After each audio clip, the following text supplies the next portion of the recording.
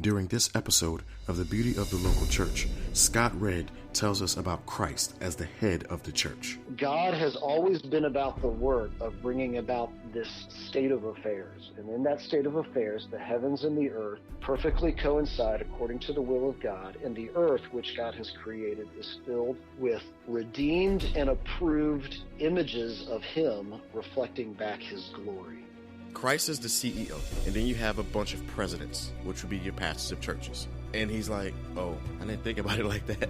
It's a shame that I have to dumb it down to American terminology for people to understand what the headship of Christ is. What do we mean when we say that Jesus is the head of the church? We all know that Jesus is our Savior, and many of us know that Jesus is our Lord. What does it mean to say that Jesus is our head, or to say that we are the body of Christ? The answer might surprise us on this week's Ear Podcast.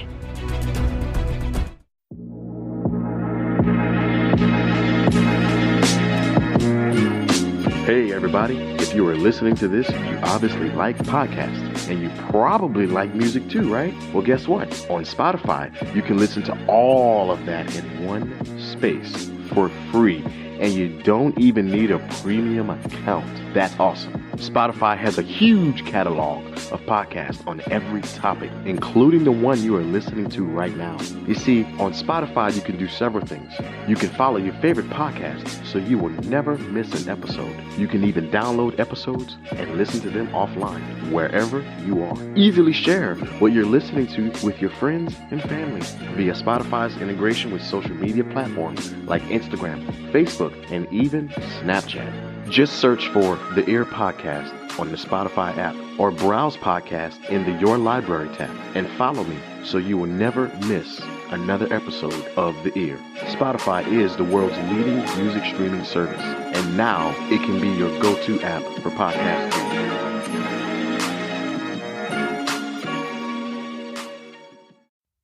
The Ear, Evangelical and Reformed Christian Podcast.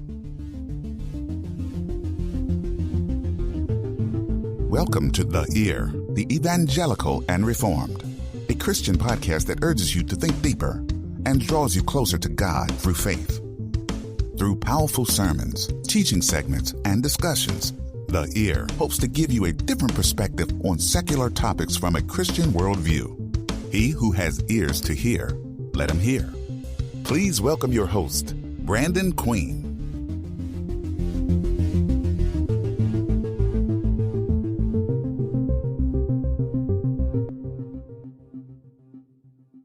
Good morning, podcast world, and welcome to yet another episode of The Ear. And today we're going to talk about Christ as the head of the church with none other than Professor Scott Redd with RTS Charlotte. How you doing, Mr. Scott? Doing well. How are you? I am great. By the way, I follow you a lot on the social media. I also follow your videos on RTS's website whenever they're posted, and I aspire to attend RTS. I'm not sure if it's going to be Jackson or Orlando, given my location. So hopefully I'll meet you one day. I'd love to meet you, Brandon. It'd be great. And as you know, RTS is one big system, so maybe you can take a class up in Washington, D.C. sometime. Oh, that's where you're at, Washington, right? I'm in Washington, yeah. Okay. See, I messed that up. I used to teach in Orlando. No, I used to teach down in Orlando. I was dean of students down there for a number of years. Oh, gotcha. So, great program. All right. Well, go ahead and tell the listeners who you are. Yeah, sure. I'm a guy who right now is sitting in McLean, Virginia. I teach Old Testament at Reformed Theological Seminary, and I'm also the president of the Washington, D.C. campus. RTS has got like 10 campuses around the East Coast and going into Dallas. I think Dallas and Houston are probably our farthest west campuses. So this one, we got about 200 students up here, right outside of a major metropolitan area. It's a real vibrant area, obviously politically, but also religiously and academically. It actually has the highest percentage of PhDs per capita of any city in the United States. I kind of hope so. Valley. You'd hope so. You may be surprised to learn that. Silicon Valley is a distant second, but it's a great place to live and a great place to study. And we love it here. So I was raised as a Navy kid And because of the Pentagon, which of course is in Northern Virginia, should be in Washington, D.C., but Virginia wouldn't give up its side of the Potomac to the federal city. That's the reason why your nation's capital is shaped so strangely. But because of the Pentagon, we keep moving up here in between my dad's tours. So this is kind of my home. So that's the other reason why we really were looking to come up here to work at RTS. But I was raised in kind of multi-denominational upbringing. We in some ways followed the evangelical movement of the 70s and 80s and 90s, being a part of charismatic churches, liturgical churches, non-denominational churches growing up. But when I really got serious about my faith in college, I was drawn right away into a PCA, Presbyterian Church in America, church in Williamsburg, Virginia, and then later came back to a church where we had some old friends and old roots up here in the Washington area, which is actually the Evangelical Presbyterian Church. And my wife and our 5 daughters are members there. Yes, 5, yes, daughters. Ooh. And bless your heart. Yeah, I know, as they say down south. And I am an ordained elder teaching elder in the Evangelical Presbyterian Church. So Sweet. we get to live in our hometown and go to our home church, and it's been really sweet. Now, let me ask, what are you going to the General Assembly this year? I am, yes. Then I'll see you there. I will be there. Hey, look forward to it, man. Awesome. As a matter of fact, I'm going to deliver this paper that we're discussing. You're right. I just remembered that. Wow. Okay, so what church do you pastor at? So I'm an ordained elder in the Evangelical Presbyterian Church. So as you know how we're all set up, I'm in the member of Presbytery. I go primarily to Fourth Pres, which is in Bethesda, Maryland, and that's where my family's members. And I get to teach there and preach there every once in a while. But I also, just because of my job at RTS, I find myself hopping around to other churches in Philly and Jersey and DC and Virginia and Maryland, kind of doing my job there too. So right, I don't have a pastoral job at a church, but I do get to serve as an elder up there at Fourth. Nice. That is awesome. That's what I love about the Presbyterian form of government, is the simple fact that we can serve in other churches that are in need. So absolutely. Oh yeah. I enjoy working alongside my pastor. His name's Bill Crawford, and you know Bill? I know of him. I don't know him, but I know his name. Okay. I think we probably have some friends in common. Yeah, probably. I don't do much, and this sounds bad because, if you look at the qualifications of an elder, I don't do much in the pulpit, if you will. I am going to probably be preaching more. I'm just too afraid to do it. I need to get out of that shell if I'm going to be going to seminary.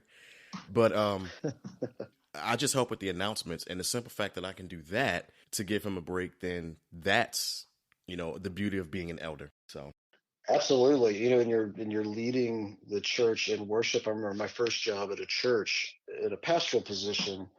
I really did everything in the worship service apart from the preaching and administering the sacraments, because I wasn't ordained yet. So this is one of those director of ministry type jobs. And that is its own gift. As you know, preaching is one thing, and that's hard. You got to learn how to do it. And there are people called to that work, but there's this other job of administering worship. And it's a great skill to get early on, because for a lot of people, that's harder than preaching, is following this agenda and bringing the people of God through worship. So more power to you. Keep it up. Oh, I plan to. I don't think I'm looking to go anywhere anytime soon. I like it too much. Good. All right. Okay, so we're going to go ahead and dive on into your essay. And your essay is entitled Christ as the Head of the Church. What made you write this article?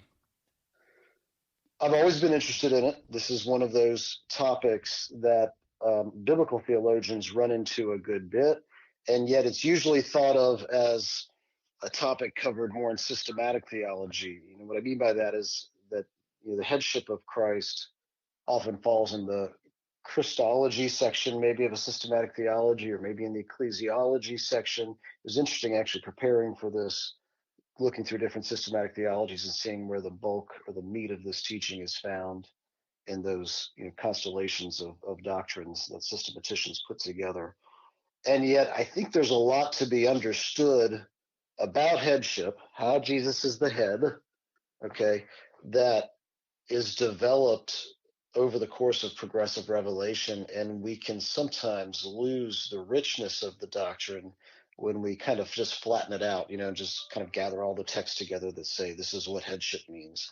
And I think there's some richness that can help us as believers have a more, I think, vivid understanding of how Christ is the head of the church and is our head.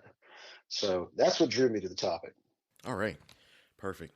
Yeah, I think we need a lot of that being taught today, not just in the Reformed theological realm, but in all realms of theology, because you see it a lot where people or churches, they miss who is really the head. Yes, they do recognize Christ as the head, but when it comes to the physical, tangible church, the church that we see, or the church that they pastor, it's more, the pastor's in charge. And, and it's like, we can't lose sight of who really is the head of the church here.